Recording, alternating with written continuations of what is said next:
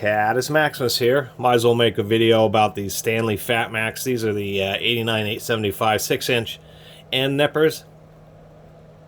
The problem with the Stanley FatMax branding is when they came out with it, the expectation is that they were, more of a premium Stanley tool, kind of like the old Stanley 100 series screwdrivers and other products. And it really turns out that the FatMax was just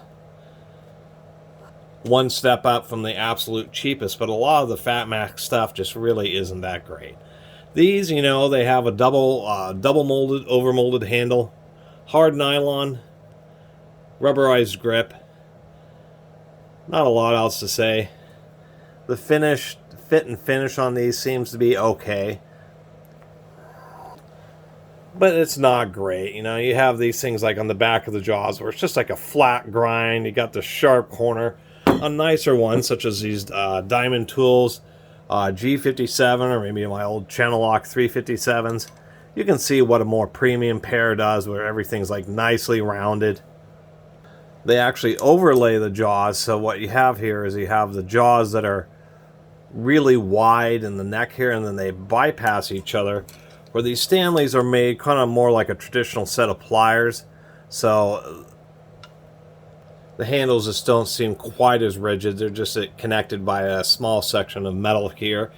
The other thing, and if we notice, is if we can compare to the end of this, we can see where the center line of the rivet versus the top of the jaw, it's about the same as on this, on the diamonds or on the channel locks here, due to this kind of more cheesy design, or cheaper design, I should say.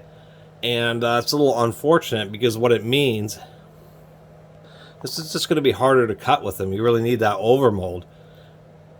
These being an inch longer, it's going to be much easier to cut with, because they had the distance from the cutting surface to the center of the pivot is the same between both sets of pliers, and Stanley really should have done a slightly different design.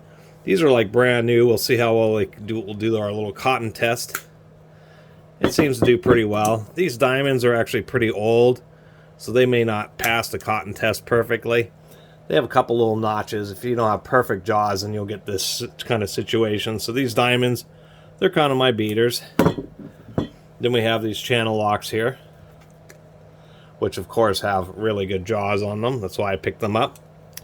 Anyway, just wanted to do a little video about these, documenting them. That's one of the reasons I document so many tools, is people kind of are just looking for whatever tools and may type in Stanley end nippers or this part number, and now there's a little video talking about these things.